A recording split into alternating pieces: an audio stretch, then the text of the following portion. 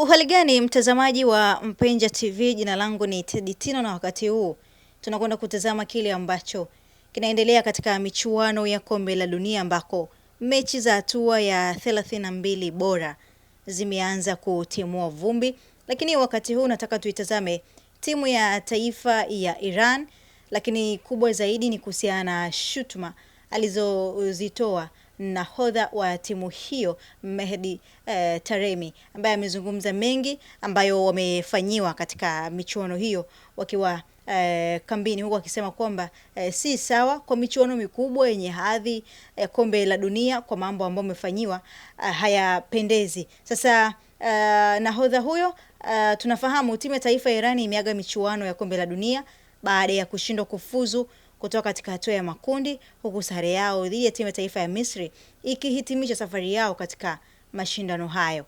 Baada ya mchezo huo, nahodha wa Iran alionyesha masikitiko makubwa kuhusu mwenendo wa timu hiyo ndani na nje ya uwanja. Mbali na kulalamikia changamoto za visa, maandalizi duni na usafiri wa timu, nahodha Mehdi Taremi alitoa kauli yenye utata, akidai kuwa anahisi kama kulikuwa na nia ya kuiona Iran inaondoka mapema katika michuano hiyo.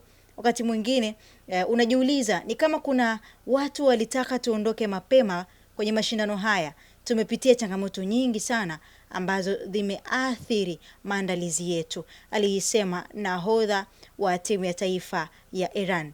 Kauli hiyo imezua mijadala mikubwa miongoni mwa wadau wa soka duniani, huku baadhi ya mashabiki wakimuunga mkono kwa madai kwamba Iran ilikumbana na mazingira magumu ya maandalizi, na wengine wakisisitiza kwamba hakuna ushahidi unaothibitisha kuwa kulikuwa na njama za kuiondoa mapema timu hiyo. Licha ya kuonesha kiwango kizuri katika baadhi ya mechi zake, sare dhidi ya Misri haikutosha kuiwezesha Iran kusonga mbele, na hivyo kulazimika kuaga michuano hiyo katika hatua ya makundi. Kwa sasa bado hakuna kauli rasmi kutoka kwa FIFA kuhusiana na madai yaliyotolewa na nahodha wa Iran, huku macho ya wengi yakielekezwa kuona kama kutakuwa na ufafanuzi zaidi kuhusu kauli hiyo. Katika upande wa kisiasa, tunafahamu Marekani na Iran zimekuwa katika mzozo wa takribani miezi miwili, ambako tumeshuhudia vita ikiendelea, japokuwa kwa sasa hivi kuna harakati za kusitisha mapigano hayo, na watu wengi walitarajia kuona timu ya Iran ikikumbana na changamoto nyingi katika michuano hii ya kombe la dunia, na ilivyokuwa inatarajiwa ndivyo ambavyo imetokea, na nahodha wa timu hiyo amethibitisha kwamba wamepitia changamoto nyingi zaidi, wengine wakisema kwamba pengine changamoto hizo zinatokana na misimamo mikali ya nchi hiyo katika harakati zile za mahusiano ya jinsia moja, ambako tunafahamu Iran wana sheria kali sana kwa watu ambao wanajihusisha na vitendo hivyo, tofauti na Marekani ambayo inaunga mkono moja kwa moja na mataifa mengine mengi ambayo kwa sasa hivi tunashuhudia yanashiriki katika michuano hii ya kombe la dunia. Mimi ni Teddy Tino, endelea kufuatilia Mpenja TV. It's a disaster World Cup. Disaster. Point of charge. I mean FIFA. They have to solve every problem here, but unfortunately they couldn't solve since the beginning.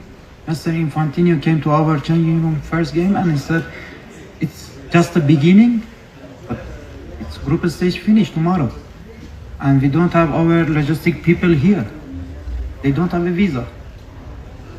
How possible we always have to travel to Tijuana? We love people of the Mexico. We love Tijuana.